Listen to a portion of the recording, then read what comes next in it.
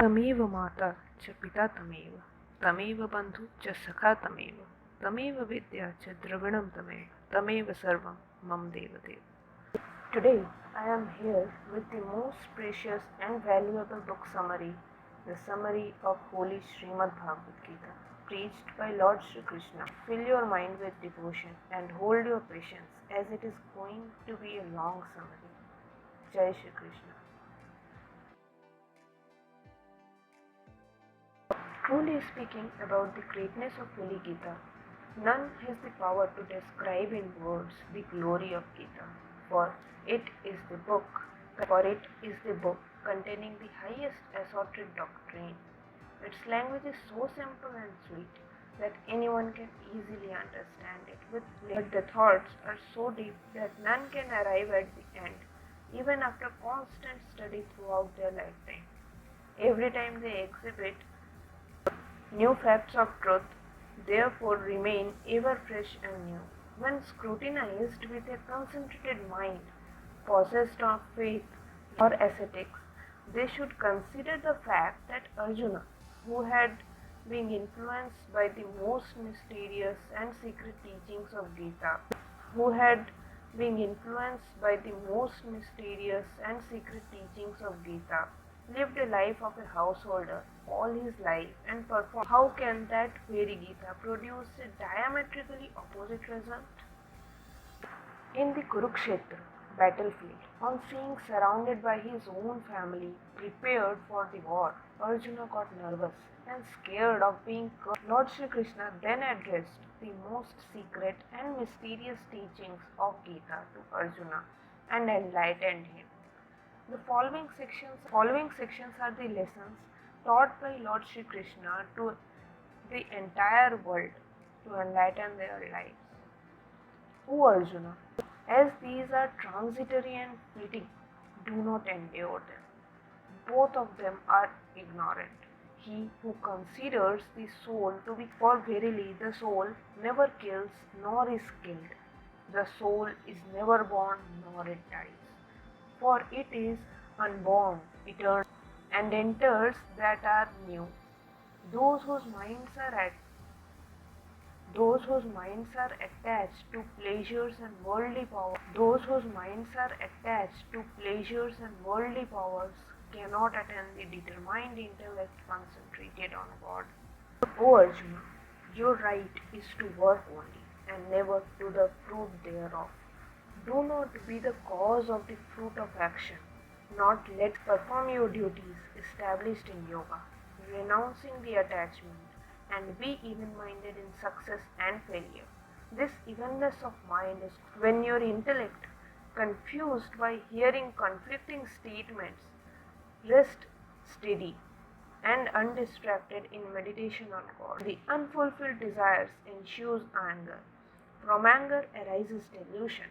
From delusion arises confusion of memory, and from confusion of memory, and all his sorrows come to an end, and the intellect of such a man becomes firmly established in God, and he overcomes. O brave Kunti Putra Arjuna, listen. There are two courses of sadhana, the spiritual discipline in this world I have enunciated. In case of Sankhya Yogi, the sadhana proceeds along the path of knowledge, whereas in case of Karma Yogi, that man of deluded intellect is called a hypocrite. On the other hand, he who controlling the organs of sense and action by the power of his will, and remaining unattached, undertakes the yoga through those organs, he excels. Those who do not perform their duties leads a sinful and sensual life. He lives in unattained by me. Yet I continue to work, because if I ever cease to act, all these worlds would perish. The Karma Yogi who is contented with whatever is God's unsought is free from jealousy, and has contented with whatever is God's unsought is free from jealousy and has transcended all pairs of opposites, like whose mind is established in the knowledge of self and who works merely for the sake of sacrifice. And finally, Brahma is the everlasting then through material things. In the light of knowledge, you will see the entire creation first within yourself. In the light of knowledge, you will see the entire creation first within yourself and then in me, the Oversoul. There is he who has mastered his senses is exclusively devoted to his practice, fully devoted to me, and is full of faith, attains. But to Arjuna, the Karma Yogi, if you do not care to listen to me, you will be lost. However, this however, the self-controlled Sankhya Yogi do nothing himself and get nothing done by others, resides happily in God, in a light of soul. Such a Sankhya Yogi, identified with Brahma, attains Brahma, who is all peace, endued with a pure intent. He who performs his duties without expecting the fruit of actions is both a Karma Yogi and a Sankhya Yogi. Prakriti Ahankara Vimuratma Karta Mati Manyate. All the actions are performed by the mode of Prakriti, the primordial.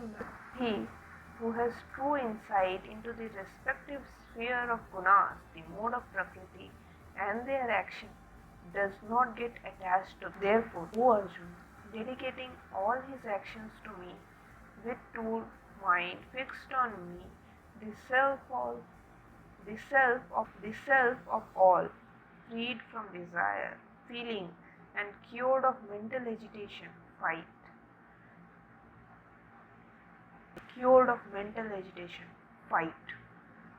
Those who follow my teachings are released from all bondages of all actions.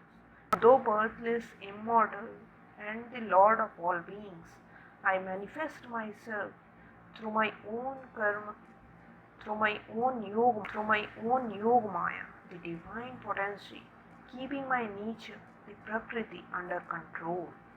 Yada yada hi dharmasya, glavanas, one's guru, elders, and wise men, purity, straightforwardness, consistency, and non-violence, words which cause no annoyance to others, and are truthful, agreeable, beneficial, as well as the study of Vedas and the Shastras. All these are called dependencies of mind. My birth and activities are divine. He who knows this reality is not the Brahmana, Kshatriya, Vaishya, and Sudras, or are all created by me and assigned the rest in sleep and weakness. When the mind is thoroughly disciplined, gets reverted on God alone, then the person who is free from those who act with interested motive. Itohnini bhutani sarvanityogdharaya ahankritse jagate pralava ahankritse jagate prabhavat pralayastha. O Dhanurdhar Arjuna, all beings have evolved from the toyfold of Prakriti. Breakthrough. Those, however, who constantly adore me alone are able to cross it. Those whose wisdom is the Sattva, being the immaculate, is illuminating and flawless. It binds through attachment to happiness and knowledge. It draws expecting no returns is called Sattvika. The gift which is bestowed with a sense of duty on one from whom no return is expected at appropriate time and place, and to the deserving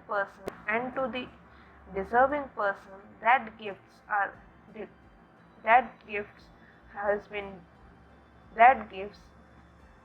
been declared Sattvika, a prescribed duty which is performed simply because it has to be performed, giving up the attachment, and that action which is deprived of the sense of doership and has been performed without attachment for its fruit is Sattvika. unegoistic, endowed with firmness and zeal, and unswayed by success and failure. Such a doer is Sattvika. The intellect, such an intellect is Sattvika.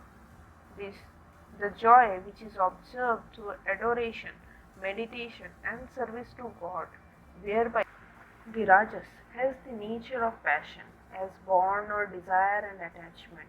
It binds the soul through attachment to action and its fruit. Dying when Rajas predominates, he is born among those attached to action, generally humans. The fruit of Rajasika is sorrow. To its fruit is Rajasika. The austerity which is performed for the sake of renown, honor, or adoration, which is performed for the sake of renown, honor, or adoration, as well as for any selfish gain, is Rajasika. A gift which is bestowed in a grudging spirit and with the object of getting service for fear of physical strain is Rajasika. The knowledge by which man recognizes many existence of various kinds as part performed for seeking enjoyment, or by man full of egoism, is Rajasika. Who is full of attachment to fruits should not be done, is Rajasika. The delight which follows from the contact of senses with the objects is Rajasika. The tamas are the deluder of all those who look upon the body as their own self, as born of ignorance. It binds the soul through clouding wisdom. Overpowering sattva and rajas, tamas prevails. With growth of tamas, obtuseness of mind, and when tamas preponderates, the person is reborn in the species of deluded creatures like insect, beast, etc. The sacrifice, which is not in conformity with scriptural injunctions, in which no food is offered and no sacrifice fees is paid. Penance, which is restored to out of foolish notion and is accompanied by self-mortification, or is intended to harm others, is tamas. A gift which is made without grace and in a disdainful spirit, out of time and place, and to an undeserving person is tamasika. Duty which is and to an undeserving person is tamasika. Duty which is abundant through ignorance is tamasika. The knowledge which clinges without regard to consequences or loss to oneself, injury to others, and one's own resourcefulness is tamasika. The doer who there is no being on earth or even among the gods, in heaven or anywhere else, who is free from these three gunas born in Prakriti, in the shape of God realization. Now Arjuna, know that the supreme indestructible is Brahma. One's own self, the individual soul, is called the all perishable objects are Adibhuta. The shining Purusha, the Brahma, is Adideva, and in the body I myself, dwelling as Adhyajna. All the worlds from Brahmaloka, the heavenly realm of Creator Brahma, downwards are all the worlds from Brahmaloka, the heavenly realm of the Creator Brahma, downwards are realm of the Creator Brahma, downwards are liable to birth and rebirth, but on attaining me there is no rebirth for while, and so his night as extending to another 1,000 Mahayogas know the reality about time. All embodied beings emanate from the unmanifest, the Brahma's subtle body. At the coming of the cosmos day, at the cosmic night falls, they merge into the same subtle body of Brahma, known as the unmanifest. The multitude of beings, being born again and again, is dissolved under compulsion of its nature, at the coming of the cosmic and rises again at the commencement of another cosmic day. Far beyond even this unmanifest, there is another unmanifest. Whosoever offers me with love a leaf, a flower, a fruit, or even water, I appear in person before that selfless devotee of sin. Do that as an offering me. My devotee never suffers degradation. Know that neither God nor the great seer. No, O Arjuna, there are two kinds of Purusha in this world, perishable, the body of all beings, and the imperishable, the Jivatma. Since I am wholly beyond the perishable world of matter, and superior even to the imperishable soul, hence I am Purushottama, the supreme.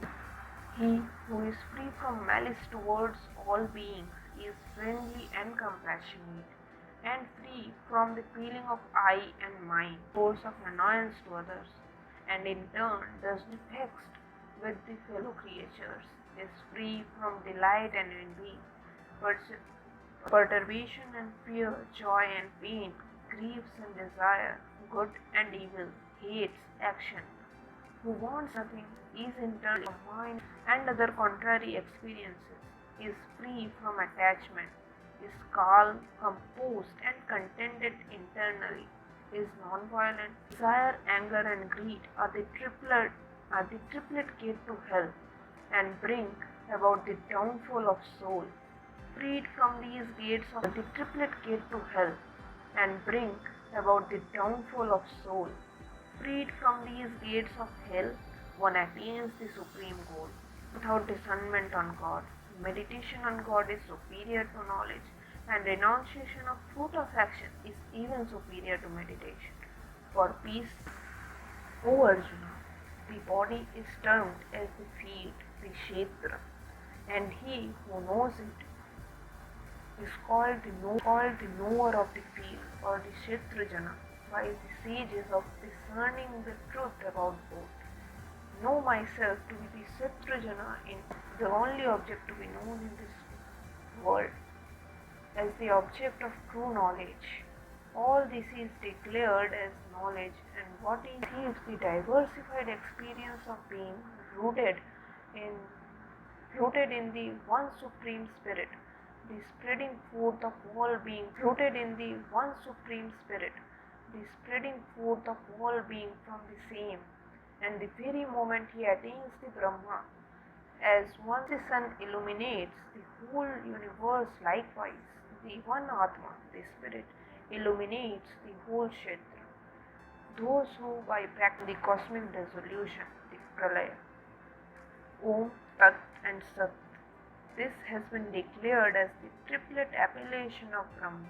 Therefore, the act of sacrifice, charity, austerity, as enjoyed by sacred precepts, are always commenced by noble recitation of Vedic chants with the vocation of the divine name Om, with the idea that all of these belongs to God, who is doing it. In essence, man becomes wise, and his mission in life is accomplished.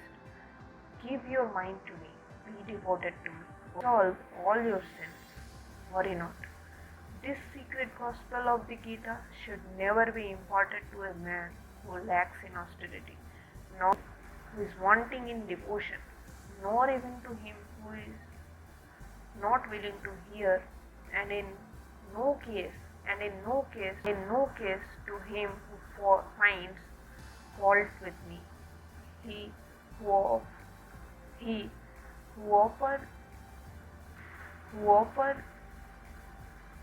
offering highest love to me, preach the most profound gospel of Gita among my devotees, shall offering highest love to me, preach the most profound gospel of Gita among my devotees, shall come to me alone.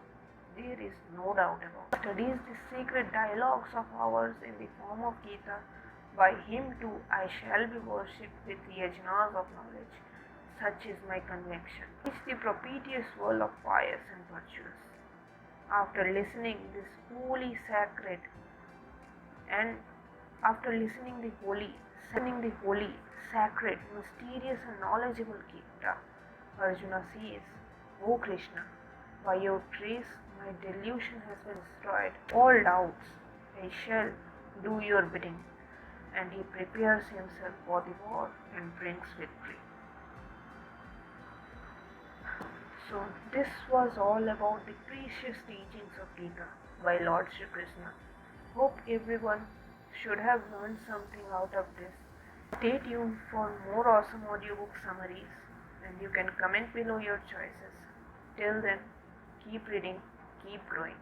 Jai Shri Krishna.